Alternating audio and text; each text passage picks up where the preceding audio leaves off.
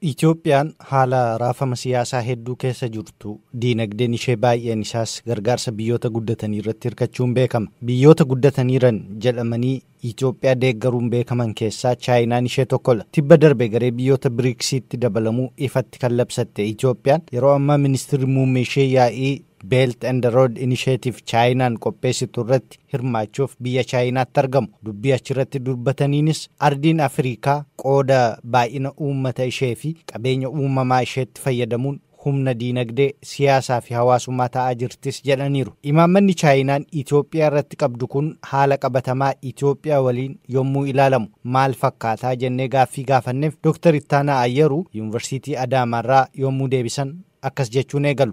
Faayidaan inni qabu maali? Tokkoffaa investimentii kaapitaalii alaan nuti fidaan jira. Lammaffaa immoo biyya kana keessatti konistiraakshanii tokko kan gatii ol kaa'anii hojjetamu warri kun gatii gadi bu'aan hojjechuu hin danda'u. Sadaffaa yeroon hin fixu piroojeektii kanarraa immoo fayyadaman akka biyyaatti. Abiraam Mangistuu Yuunivarsiitii Bolonyaa Itaaliitti qorataa diinagdee fi bulchiinsaa kan ta'anis faayidaa imaammata gargaarsa Chaayinaa isa Belt and Road Initiative jedhamuun beekamu akkas jechuun ibsu. Chaayinaan bara 2013 keessa bu'uuraalee misoomaa Afrikaa, Eeshiyaa fi akkasumas Awurooppaa wal quunnamsiisuudhaaf piroojeektii isheen lafa kaa'atteedha. Kuni amma waggaa 10 guuteera. Waggaa darban 10 keessatti gara biyyoonni 155 kana keessatti hammatamanii jiru. Piroojeektiin kun bara 2049tti hin dhuma jedhameeti eegama. Gaafa piroojeektiin kun dhumu waliigala qarshii tiriliyoona 1.7 jidduutti kan tilmaamamu baasii irratti ta'a jedhameeti eegama. Akkuma lakkoofsi kun mul'isu biyyoota akka Itoophiyaatiif carraan inni fidu qarshii kanarraa yookaan mallaqaa fi infiraastiraakcharii kana wajjin qabatee hojjetamurraa wanti argatan guddaadha jedhameeti eegama. Imaammanni gargaarsa Chaayinaa inni Belt and Road Initiative jedhamuun beekamu kun faayidaa akkuma qabus miidhaa qabaachuu ogeessonni nuti dubbisne kunneen ibsaniiru. Dhaabbileen Chaayinaa Itoophiyaa keessatti yommuu hojii hojjetan kanneen biyya keessaa dadhabsiisaa deemuu jedhu Dr. Ittaanaan. Dhiibbaa inni qabu tokkoffaa inni firmoota biyya keessaa akka isaan hin guddanne dhiibbaa guddaa irra geessisa. Akkamiin yoo jette kubbaaniyaan warra biyya Chaayinaatti dhufaa jiru kun karaa Road Initiative dhufan kun ciccimoodha. Tokkoffaa faayinaansii fudhatanii dhufu.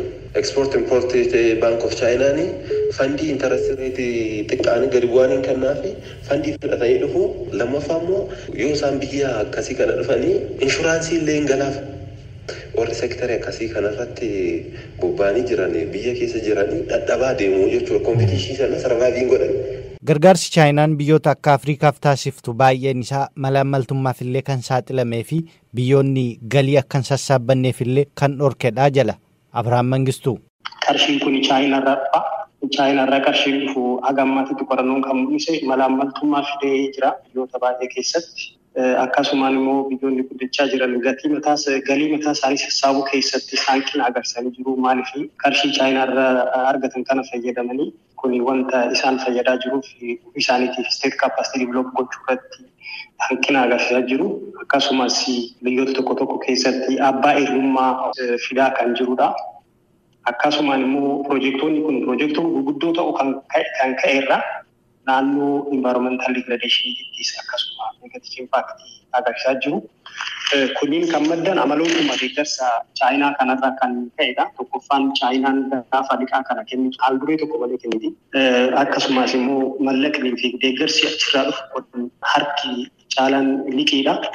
Amalli inni biraan immoo deemaan diriirinidha. Biyyoonni guddachaa jiran keessattuu biyyoonni akka Afrikaa liqii kana ofii isaaniitti gaafatanii kan argatanidha. Haal duree tokko malee kennamaa fi kun immoo political capture agarsiisa biyyoota tokko keessatti. Diinagdeen Itoophiyaa gargaarsa alaarratti hundaa'ee jiru yeroo tokko gara biyyoota lixaatti luucceffachuu yeroo kaan immoo biyyoota kanneen akka Chaayinaatti luucceffachuun dhiibbaa akkamii qabaata isa jedhuuf Dr. Ittaanaan gosoonni gargaarsaa kan biyyoota lixaa fi kan Chaayinaafaa garaagara waan ta'aniif lamaanuu barbaachisoodha jedhu.